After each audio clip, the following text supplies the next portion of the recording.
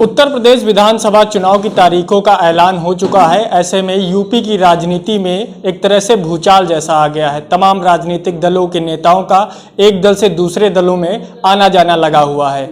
हमारे साथ इस वक्त सुहेलदेव भारतीय समाज पार्टी के राष्ट्रीय अध्यक्ष ओम प्रकाश राजभर जी हैं। सर, एनबीटी में बहुत बहुत स्वागत है आपका। Thank you. वर्तमान में सर जो राजनीति चल रही है, क्या कहेंगे इस पर?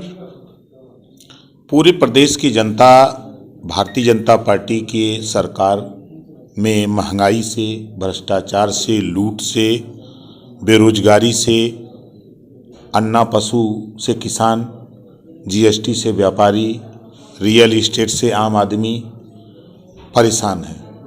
तो प्रदेश की जनता बदलाव चाहती है। प्रदेश की जनता जातिवार जनगणना कराना चाहती है कि ताकि जातियों की गिनती हो जाए, ताकि बजट एलाट हो तो उस हिसाब से बजट उनको मिले, शिक्षा, स्वास्थ्य और रोजगार पर उनके ऊपर खर्च हो।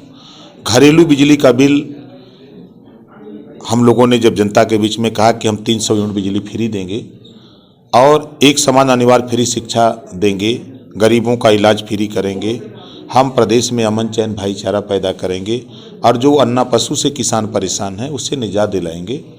तो प्रदेश की जनता मन बना चुकी है कि हम उत्तर प्रदेश में इस नाम बदलने वाली सरकार, और एक काम नहीं बल्कि नाम बदल करके अपना वाहवाही लूटने वाली सरकार को हम लोग बदलना चाहते हैं। ये महंगाई करके 400 का सिलेंडर 1000 में बेच रहे हैं, 600 इसमें कमा रहे हैं, 50 रुपया सरसों का तेल 200 बेच रहे हैं, 150 उसमें कमा रहे हैं, अरहर की दाल 55 से 125 बेच रहे हैं। तीनों का खाली मात्र जोड़ देंगे तो 800 रुपया।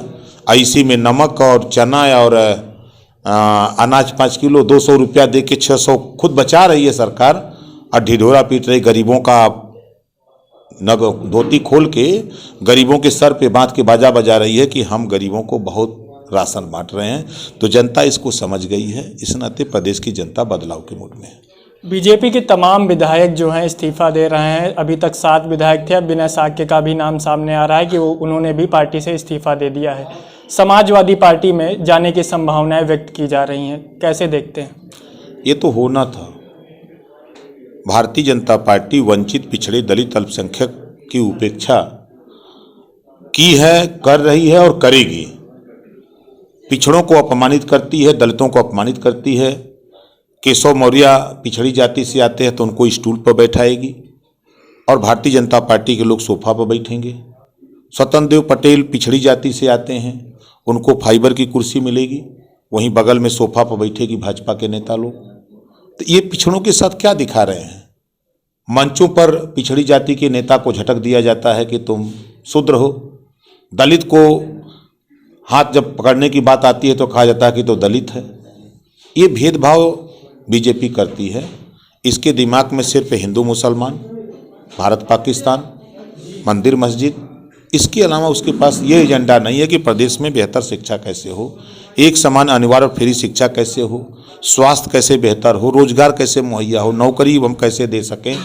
इस पे भारतीय जनता पार्टी की सोच नहीं है। इस नाते प्रदेश की जनता बदलाव के मूड में है। कल समाजवादी पार्टी के राष्ट्रीय अध्यक्ष के साथ सभी छोटे दलों के साथ आप लोग की बैठक हुई थी। किन मुद्दों पर चर्चा हुई और क्या कुछ निष्कर्ष निकलकर सामने आ रहा है? अपने अपने क्षेत्रों में सबको ये हिदायत दी गई, सुझाव दिया गया, सबके सुझाव लिए गए और सुझाव दिया गया कि जिसका जहाँ प्रभाव है अपनी तैयारी करे। और जातिवार जनगणना की बात, 300 यूनिट बिजली फ्री देने की बात, अन्ना पशु से छुटकारा दिलाने की बात, सामाजिक न्याय समिति की रिपोर्ट की बात, गरीबों के इलाज फ्री करने की बात, इन सब मुद्दों को जनता के बीच में जहाँ तक नहीं पहुँचा है वहाँ पहुँचाने के लिए सब लोग जोर लगाइए और चरणबद्ध तरीके से जहाँ जिसका प्रभाव है उस तरह सूची जारी होती रहेगी।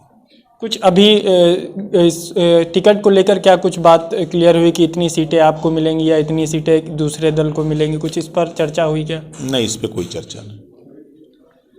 तो ये ओम प्रकाश राजभर जी थे, जिनका साफ तौर पर कहना है कि उत्तर प्रदेश में आगामी 2022 के विधानसभा चुनाव को लेकर समाजवादी पार्टी के साथ जो सुहेलदेव भारतीय समाज पार्टी का गठबंधन है वह पूरी तरह पूर्ण बहुमत से जीत दर्ज करेगा। लखनऊ से एनबीटी ऑनलाइन के लिए संदीप तिवारी।